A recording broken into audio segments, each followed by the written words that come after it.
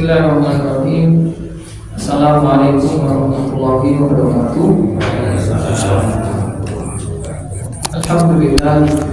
Nahmaduhu wa nastaghfiruh wa na'udzu billahi min shururi anfusina wa min sayyiati a'malina. May yahdihillahu fala mudilla lahu wa may yudlil fala hadiya lahu.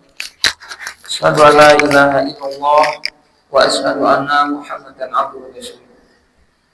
Allahumma shalli ala sayyidina Muhammad abdika wa nabiyyika rasulika nabiyil ummi wa ala alihi wa ashabihi wa man tabi'ahum bi ihsanin ila yaumil. Fa ya ibadallah usikum wa nafsi bi taqwallah faqad fazal muttaqun. Qala Allah ta'ala fil Qur'anil Karim, ya ayyuhalladzina amanu ittaqullaha haqqa tuqatih wa la tamutunna illa wa antum muslimun. Ya ayyuhan nasu taqu rabbakum alladzi khalaqakum min nafsin wahidah wa khalaqa minha zawjaha wa bassa minhuma rijalan katsiran wa nisaa wattaqullaha alladzi tasaaluna bihi wal arham innallaha kana 'alaikum raqiba. Ya ayyuhalladzina amanu ittaqullaha wa qulu qawlan sadida yuslih lakum a'malakum wa yaghfir lakum dhunubakum wa may yuti'illaha wa rasulahu faqad faza fawzan 'azima. Rabbi shrah li sadri wa yassir li amri wa hlul 'uqdatam min lisani yafqahu qawli. Allahumma anfa'na bima 'allamtana wa 'allimna ma yanfa'una. Rabbi zidna ilma warzuqna fahma. Allahumma inna nas'aluka ilman nafi'an wa rizqan thayyiban wa amalan mutaqabbalan. Allahumma inna na'udzubika min ilman la yanfa' wa min qalbin la yakhsha wa min nafsin la tasba' wa min du'an la yustajabu laha. Allahumma inna ala dzikrika wa syukrika wa husni ibadatik. Amma ba'd. Ma'asyiral muslimin wal muslimat, ibu bapak sekalian, rahimani wa rahimakumullah. Alhamdulillah, bersyukur kepada Allah Subhanahu wa taala. Allah karuniakan nikmat kepada kita di sore hari ini yang tidak pernah kita mampu menghitungnya, terlebih di waktu yang begitu sangat mulia, waktu yang penuh dengan keberkahan, yang insya Allah apa yang kita lakukan, kebaikan-kebaikan pada kesempatan ini insya Allah akan diganjar langsung oleh Allah Subhanahu wa taala, karena amalan-amalan di momentum waktu yang utama di bulan Ramadan inilah yang dikatakan sebagai salah satu dari salah satu amal la tuzinu bihi mizan. Bagaimana Imam Ibnu Qatadah menyampaikan 3 amalan yang tidak akan pernah mampu seakan-akan mizan ketika menimbang amalan-amalan itu, maka mizan ini seakan-akan jebol karena tidak mampu menimbang saking beratnya ganjaran yang Allah berikan kepada 3 amalan ini. Ya, salah satu di antara amalan itu adalah bagaimana ketika kita hari ini menjalankan segala aktivitas saum di bulan Ramadan, hanya sampai Allah menisbatkan langsung. Tidak ada amalan-amalan ibadah yang langsung sendiri Allah yang menisbatkan kepada dirinya sendiri. Ya. Bahwasanya bagaimana Allah mengatakan as-saumu li, saum hambaku ini untukku, wa ana ajizun bihi, dan aku sendiri nanti akan mengganjarnya. Pertanyaannya, ganjarannya berapa? Ya, sedangkan amalan-amalan aktivitas ibadah kita yang lain pasti Allah akan menghitung. Ya, barang siapa yang dia sholat jamaah di masjid, barang siapa yang dia tilawah Al-Quran, barang siapa yang dia subuh kemudian duduk di tempat sampai kemudian datang waktu suruh kemudian sholat 2 rakaat, maka dia akan mendapatkan haji dan umrah tamatan. Tapi dengan as-saum Ramadan, di antara salah satu amal la tuzidul bihi mizan itu Allah tidak menyebutkan berapanya karena memang saking besarnya. Ya, dan Allah mengatakan wa ana ajzibi. Demikian juga dengan dua amalan yang lain, yaitu as-sabr dan memaafkan. Maka hari ini kita menjalankan aktivitas ibadah wajib kita lanjutkan dengan ibadah-ibadah sunnah kita. Insya Allah mudah-mudahan ini bagian yang nanti Allah sendiri yang akan mengganjarnya. Berapa tingkatnya, berapa balasannya, insya Allah dikabulkan oleh Imam Ibnu Qatadah, balasannya tidak terhingga. Ya.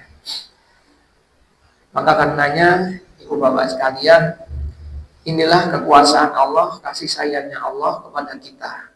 Maka kata Imam Ibnu Qayyim al-Jauziyah, pengaturan Allah kepada kita semuanya itu sungguh sangat detail. Artinya Allah itu maha teliti terhadap setiap kebutuhan hambanya. Jadi kalau kita itu mau menghitung kebutuhan pribadi kita, keluarga saja kita sudah bingungnya nggak akan. Tapi Allah Subhanahu Wa Taala yang maha atas segala maha, luar biasa, tidak pernah terhindar sedikit pun. Makanya kata Imam Ibnu Qayyim, kalaulah setiap manusia mereka itu mampu melihat dan mampu menyadari betapa detailnya Allah mengatur kehidupan manusia, maka pastilah manusia itu akan meneteskan air mata. Pastilah manusia itu akan merasa lemah, merasa fakir, dan tidak memiliki daya apapun di hadapan Allah. Karena saking terharunya terhadap pengaturan Allah yang begitu luar biasa kepada kehidupan kita. Maka sangat nafik sekali ketika kita sudah dihidupkan, diatur oleh Allah dari tidur ke tidur kembali, digerakkan jantung kita, darah kita dialirkan, tapi kemudian kita tidak mau bersyukur kepada Allah. Ya, begitu marahnya Allah sampai Allah mengatakan inna adzabil syadid, sungguh azab Allah sangat pedih. Ya. Ini yang kadang ibu bapak sekalian kita sering lupakan. Kita sering melewatkan begitu saja ketika Allah bisa memberikan nafas, Allah menggerakkan jantung kita, Allah memberikan semua yang kita butuhkan. Kita sering melewatkan pikiran kita, hati kita, sampai amalkan perbuatan kita. Kadang masih saja kita itu menyalahi apa yang diinginkan oleh Allah. Nah, apakah ini yang disebut kemudian dengan bersyukur? Ya, ini yang kita khawatirkan, sangat khawatir sekali kalau kemudian kita disebut sebagai hamba yang kufur kepada Allah. Alhamdulillah, kita berlindung kepada Allah. Ibu bapak sekalian, rahimani wa rahimakumullah. Yang kedua, tidak lupa sholawat serta salam semoga tetap berlimpah curah kepada uswah hasanah kita Rasulullah Muhammad SAW, juga kepada keluarganya dan para sahabatnya yang selalu setia mengikutinya. Dan mudah-mudahan kita semuanya selalu dikaruniai istiqomah, karena kata Imam Ibnu Qayyim, al istiqomah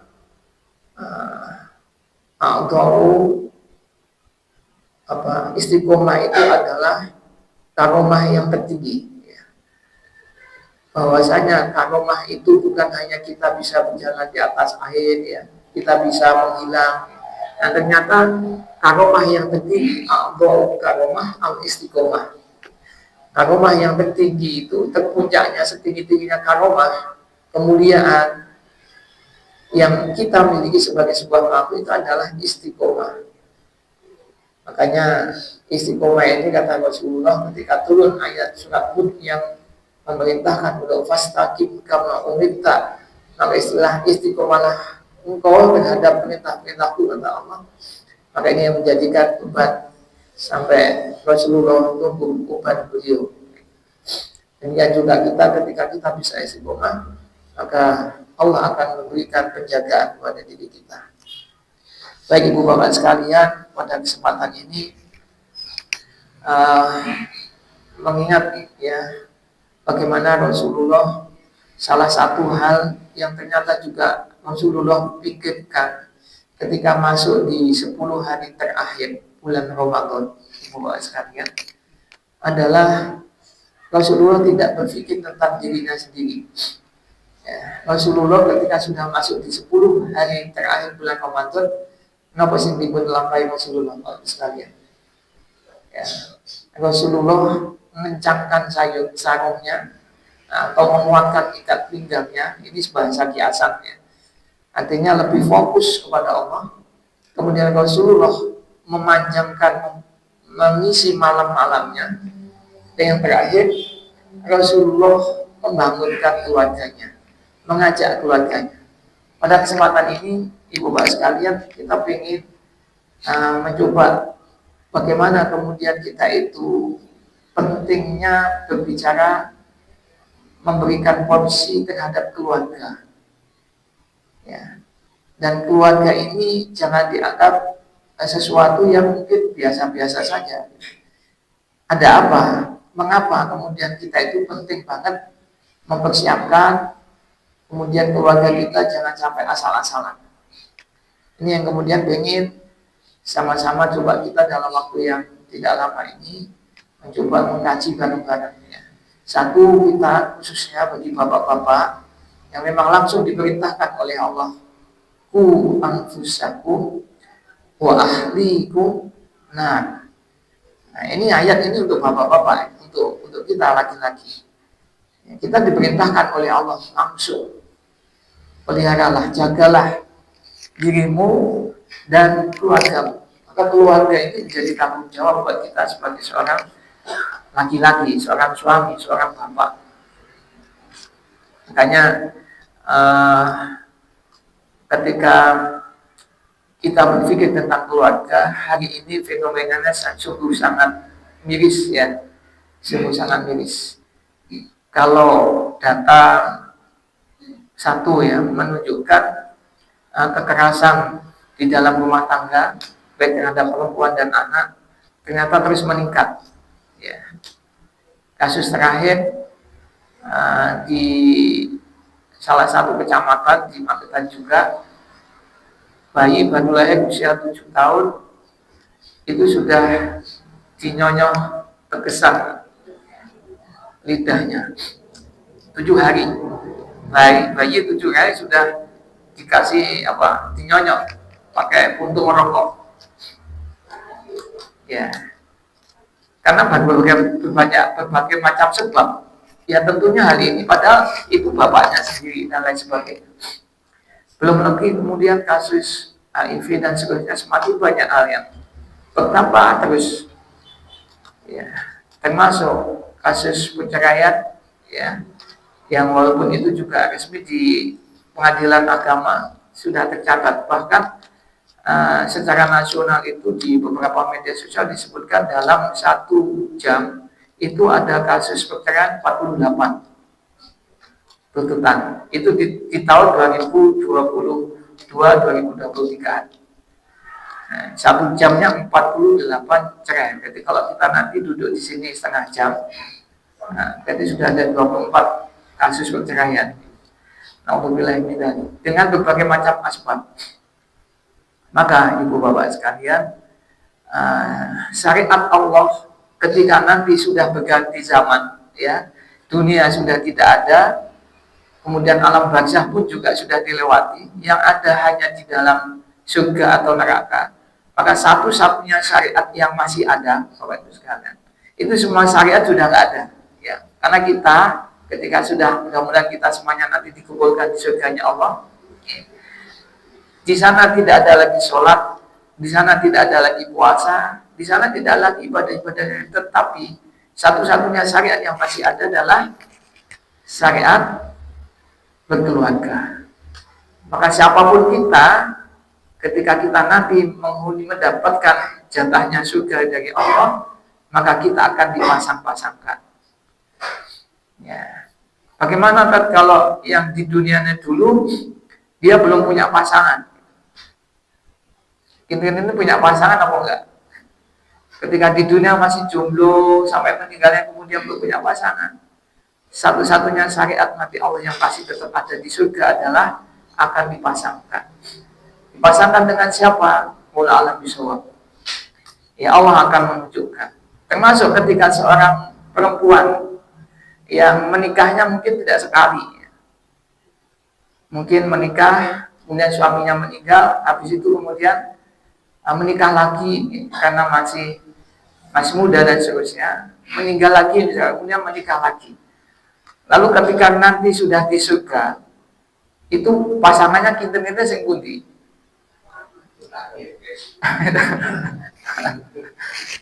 Ya, dalam riwayatnya Bapak bin Azim itu bahwasanya seseorang yang kasusnya seperti itu, satu disuruh memilih, Pak.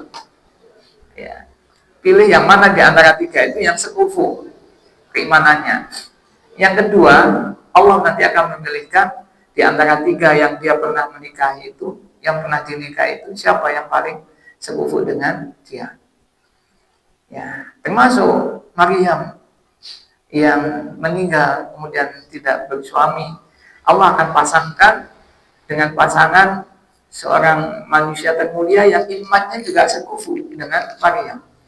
Dalam kisahnya riwayat itu disebutkan satu-satunya yang sekufu dengan beliau adalah Rasulullah Muhammad SAW. Dan usianya semuanya sama, kurang lebih di usia-usia 30-32 tahun. Jadi tidak ada lagi yang tua. Makanya ketika Rasulullah ditanya sama nenek-nenek, ya Rasulullah, nanti di surga ada nggak nenek-nenek gitu.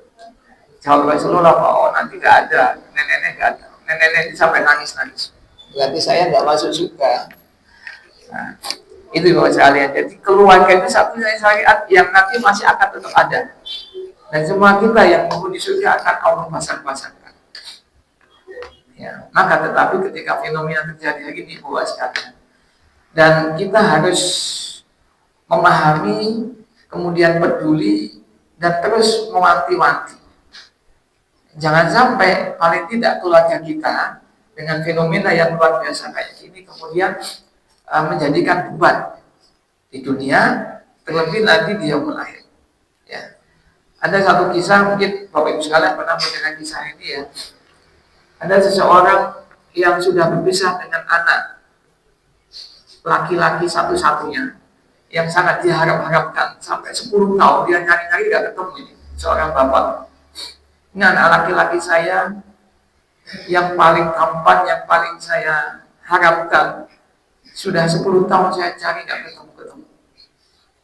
Ya, ternyata kemudian bapak tadi memberikan pengumuman, mengumumkan barang siapa saja yang menemukan anak laki-laki dengan ciri seperti ini, maka akan kami berikan hadiah. Maka Allah kulihal kemudian datang seseorang menghadap seorang bapak yang kehilangan anak sudah 10-an tahun lebih lagi dari penyiar salah satu radio televisi swasta. Dan penyiar ini mengatakan, Pak, saya siap membantu untuk menyarikan putranya bapak. Tetapi dengan satu syarat, nanti ketika saya sudah menemukan jejaknya dan kemudian saya sudah menghubungi kepada yang bersangkutan anak bapak yang sudah 10 tahunan lebih tidak ketemu itu, maka saya minta bapak bersedia untuk real time, ya, untuk siaran langsung. Maka bapak itu ya nggak masalah, saya siap untuk di real time kan pada siaran itu. Qadar Allah mencari begitu lama, ternyata ada informasi itu, Pak, saya sudah menemukan ciri-ciri sebagaimana yang sudah bapak berikan, yang menunjukkan ini adalah anak laki-laki bapak yang sudah puluhan tahun tidak bapak temukan. Kata, baik kalau begitu kami jadwalkan Pak, nanti untuk siaran langsung real time, bapak mohon bisa hadir. Waktu hari siaran itu sudah tiba, maka bapak itu diundang terlebih dahulu, didudukkan di meja kursi yang sudah disiapkan. Seorang bapak laki-laki yang sudah sangat berharap puluhan tahun untuk bertemu anak laki-laki satu-satunya yang sangat diharapkan, begitu deg-deg, hatinya, jantungnya berdebar. Maka kemudian ditanyakan, Bapak, apakah panjenengan sudah siap untuk bertemu putra laki-laki panjenengan? Insya Allah siap. Oh, mohon maaf, bukan insya Allah, itu orang non-muslimnya, siap gitu. Maka begitu kemudian dipanggil, katakanlah ketika dipanggil itu anak laki-laki satu-satunya yang sudah puluhan tahun masuk ke ruang siaran itu, begitu belum jauh sampai 10 meter, Maka bapak tadi langsung lemes. Ternyata yang masuk dalam gambaran benak pikirannya seorang laki-laki yang diharapkan sebagai tumpuan harapan, gagah, tampan dan seterusnya, ternyata masuk seseorang yang sudah berubah. Seorang laki-laki yang di dalam bayangannya itu ternyata sudah menjadi wanita yang cantik jelita. Dan itulah yang menjadikan bapak tadi menangis jadi-jadinya di dalam realita secara langsung itu. Dan ini kisah nyata. Ibu bapak sekalian, hari ini jangan disangka, termasuk kita yang dimaksudkan di kota yang tidak katanya besar, ini itu juga sudah banyak luar biasa. Dan komunitasnya juga sudah luar biasa. Terus ini yang tanggung jawab siapa? Kalau kita selaku orang tuanya. Maka ibu bapak sekalian, kenapa kemudian keluarga itu masalah yang penting? Maka ternyata ketika di dalam surat Al-Furqan ayat ke-74, ya, Allah SWT mengisahkan bagaimana sesungguhnya waladina qalu rabbana hablana min azwajina wa dzurriyyatina qurrata a'yun waj'alna lil muttaqina imama. Di surat Al-Furqan 74 ini pentingnya. Yang pertama, kenapa kemudian kita harus mempersiapkan, menjaga, membahas tentang keluarga. Ya Allah, ya Rabb, karuniakanlah kami, rabbana hablana min azwajina, dari pasangan-pasangan kami, keturunan-keturunan kami yang qurrata a'yun, yang sejuk dipandang, menyenangkan, memberikan ketenangan di dalam keluarga kami. Dan kemudian tidak berhenti di sini. Ternyata kemudian disambungkan dengan waja'alna lil muttaqina imama. Dan jadikanlah kami, anak-anak kami, keturunan kami sendiri menjadi pemimpin dari orang-orang yang beriman. Ya, seakan-akan di dalam surat Al-Furqan ayat 74 itu ada dua permintaan Bapak Ibu sekalian. Yang pertama adalah minta supaya kita diberikan keturunan, pasangan yang qurrata a'yun. Yang kedua, minta supaya kita, keturunan kita, keluarga kita dijadikan imaman, pemimpin bagi orang-orang yang beriman. Ya. Dua hal ini, Bapak sekalian, kelihatannya nggak nyambung. Tapi dua hal ini ada sesuatu yang sambungannya sangat kuat. Tidaklah seseorang itu menjadi pemimpin dari kalangan orang yang beriman ketika keluarganya tidak qurrata a'yun. Itu, Pak. Jadi ternyata kenapa kita membahas keluarga? Karena ternyata keluarga ini adalah bagian yang akan memberikan, memunculkan pemimpin-pemimpin yang qualified. Ya. Maka tidaklah kemudian akan keturunan-keturunan bibit unggul kalau keluarga ini tidak qurrata a'yun. Itu yang pertama, Bapak sekalian. Maka tidak akan ada orang yang akan menjadi imam bagi orang-orang yang bertakwa. Tidak ada pahlawan yang akan memimpin peradaban dan menjadi pemimpin bagi orang yang bertakwa sampai betul-betul menjadikan dan memastikan keluarganya adalah keluarga yang qurrata a'yun. Ini pertama. Okay. Makanya bagaimana ketika kita tahu, Imam Nawawi kecil, Imam Ahmad kecil, senantiasa dibimbing oleh ibunya, dibimbing oleh bapaknya. Imam Ahmad bin Hambal kecil senantiasa diberikan gamis, masih usia yang sangat kecil, kemudian diajak ke masjid. Imam Nawawi pun juga demikian. Kemudian dibawa kepada halaqah ilmu, walaupun dia masih usia-usia kecil. Maka tidak mengherankan kalau sudah 10 tahun dia sudah hafal Quran. Ya, 15 tahun dia sudah hafal ribuan hadis. Bahkan di 19 tahun dia sudah hafal kitab. Kalau zaman mereka, Ustaz Imam Nawawi, Imam Ahmad bin Hambal, ya, Imam Syafi'i masuk di situ. Maka sudah hafal. Kalau hafal Quran, hafal hadis itu biasa saat itu. Tapi hafal kitab. Karena kebiasaan salafus soleh itu waktu itu kertas sangat mahal. Maka satu-satunya cara adalah bagaimana bisa menghafal. Dan itu yang dilakukan oleh para orang tua saat itu. Itu satu, Bapak Ibu sekalian. Berbicara keluarga ini adalah penghasil bibit-bibit unggul pemimpin. Dan tidak akan pernah muncul pemimpin-pemimpin unggul kalau keluarganya berantakan. kalau keluarganya tidak qurrata a'yun. Maka ini yang kemudian harus kita pastikan bahwasanya keluarga kita itu harus kita pastikan keluarga yang betul-betul terbina.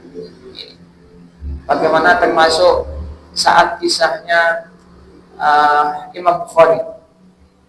Imam Bukhari itu awalnya terlahir dalam keadaan buta, ya, dalam keadaan buta. Maka kemudian ibunya yang luar biasa tidak pernah berhenti, kemudian berharap, berdoa terus menerus kepada Allah Subhanahu Wa Taala supaya kemudian Allah memberikan penyembuhan terhadap Imam Bukhari kecil yang buta, tidak bisa melihat. Maka ibu bapak sekalian, doanya ibu, ya, seorang wanita itu 3 kali lebih manjur, Pak, dibandingkan dengan doanya bapak-bapak.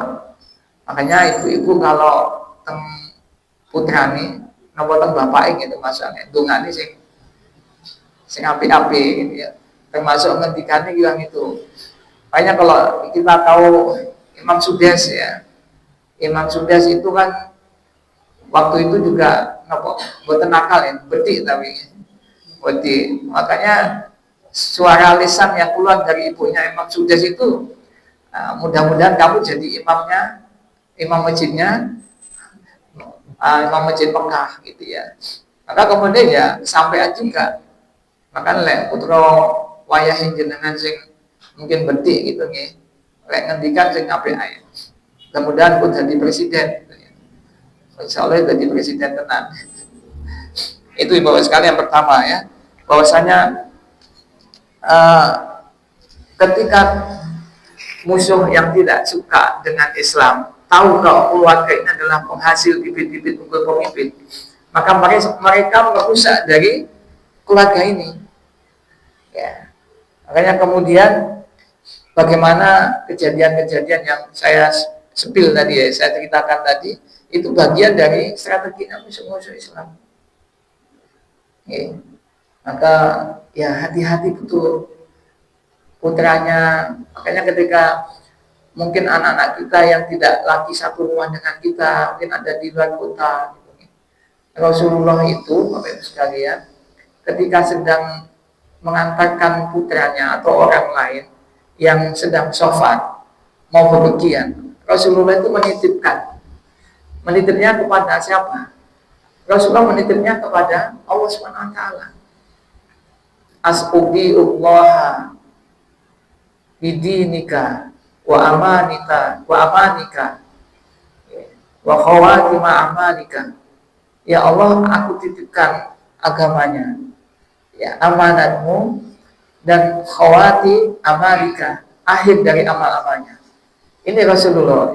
Kalau Rasulullah sedang akan melepaskan kafilah atau rombongan atau siapa saja yang sedang akan syafar, Rasulullah itu menitipkan agamanya, amanatnya, dan akhir dari amalnya itu kepada Allah SWT. Dan Allah itu sebaik-baik penjaga titipan. Maka kalau Allah jalan sami ngeten iki nggih dipamiti putrane sing teng luar kota gitu ya. Apa kemudian kita tuh akan ngawasi terus setiap jam. Ya. Maka serahkan kepada Allah. Allah nanti akan menjaga. Sebagaimana pesannya Rasulullah SAW ketika bersama duduk di atas unta berduaan dengan Ibnu Abbas ya, Abdullah bin Abbas, ketika beliau berpesan, ya Abbas, salah satu pesannya, kalau engkau ingin dijaga oleh Allah, maka jagalah hak-haknya Allah. Ihfadillaha yahfadka. Kalau kita ingin dijaga oleh Allah, maka jagalah hak-haknya Allah. Pasti Allah yang akan menjaga kita. Yang pertanyaannya ibu bapak sekalian, kinten-kinten menjaganya haknya Allah itu seperti apa? Karena penjagaan Allah yang paling sangat luar biasa. Nah, salah satu contohnya adalah ya bagaimana kita peduli dengan sholatnya kita, ataupun juga hak-haknya Allah yang lain yang harus kita jaga. Itu yang pertama, ibu bapak sekalian, pastikan bahwasanya apa yang kita hidup bersama dengan keluarga itu kita isi dengan hal yang terbaik. Maka ibu bapak sekalian, ketika kita tahu seperti ini, ternyata sesuatu yang paling disuka oleh iblis, ya, paling disuka oleh iblis itu adalah pecahnya keluarga. Jadi iblis itu dan bala tentaranya itu setiap pagi dan petang mereka itu apel, rapat koordinasi di atas singgasananya, di atas samudera, di atas air. Dan mereka itu setiap pagi dia ngapel, kemudian merencanakan, wahai setan-setan sekalian dipimpin oleh iblis, hari ini kamu mau lakukan apa saja. Nah, kemudian nanti sorenya apel lagi, koordinasi lagi, laporan. Saya sudah melakukan ini, saya sudah melakukan itu. Maka ini setan, Pak. Dan itu setiap hari. Awak dia merencanakan dan untuk kebaikan setiap hari. Ada rencana nggak dari kita untuk kebaikan umat ini? Maka jangan kalah sama iblis setan. Setan itu istiqomah di dalam memusuhi kita. Nah, kita harus lebih daripada itu. Maka pada suatu saat laporan setiap apel sore itu ada setan yang melaporkan, ya iblis, saya sudah melakukan si fulan ini, dia kemudian berzina. Saya sudah melakukan, tidaklah aku tinggalkan si fulan ini, kecuali si fulan ini saat tinggal dalam keadaan dia mabuk karena minum khamr, dan seterusnya dan seterusnya. Maka laporan-laporan itu dianggap oleh iblis, kamu terlalu mainstream, itu biasa. Maka ada satu setan yang kemudian datang melaporkan kepada iblis, wahai iblis, aku sudah melakukan sesuatu kepada sebuah pasangan yang aku tidak tinggalkan kecuali pasangan itu berpisah, bercerai. Maka baru kemudian, wahai setan, kamu sini duduk di sampingku, kata iblis, diapresiasi. Kamu adalah sebaik-baik setan, kamu adalah setan yang paling baik, yang lainmu biasa saja. Maka apresiasi yang paling utama dari raja setan itu adalah ketika setan mampu memisahkan seorang yang sudah berkeluarga, pasangan suami berpisah dengan istrinya, istri berpisah dengan suaminya. Maka ini yang harus kita ketahui, begitu pentingnya keluarga. Karena kita senantiasa summa latihan ahum baini aidihim wa min aimanihim wa min samaihim walayak wala tajidu aksarahum syakirin. Bagaimana kita senantiasa diincar, dipantau, bahkan kemudian setan masuk ke masing-masing kita. Setan itu banyak bergentayangan, Pak. Ada setan nempel di ruang dapur kita, ada setan nempel di kamar makan kita, ada setan yang nempel di tembok-tembok rumah kita. Kadang kalau bapak ibu di rumah sendirian gitu, kadang ngobrolnya enak pertama, tapi tahu-tahu kemudian keselentuk gitu. Jadi malah jadi ramai. Nah, kalau ada permusuhan, muncul benih-benih permusuhan, tidak lain dan tidak bukan, itu adalah strateginya setan. Ya. Ini yang pertama. Jadi keluarga adalah mesin produksi pemimpin-pemimpin, bibit-bibit pemimpin-pemimpin unggul. Dan tidak akan pernah lahir seorang laki-laki hebat kecuali didampingi di dalamnya, di belakangnya ada dua wanita hebat. Ya, ada dua wanita hebat. Yang pertama adalah ibunya, yang kedua adalah istrinya. Maka ibunya ini yang senantiasa mendoakan, memberikan support, dorongan, dan tidak pernah lepas doa-doanya. Yang kedua, istrinya senantiasa taat dan patuh kalau dia sebagai seorang istrinya. Nah, dan ini adalah keluarga, rumah tangga.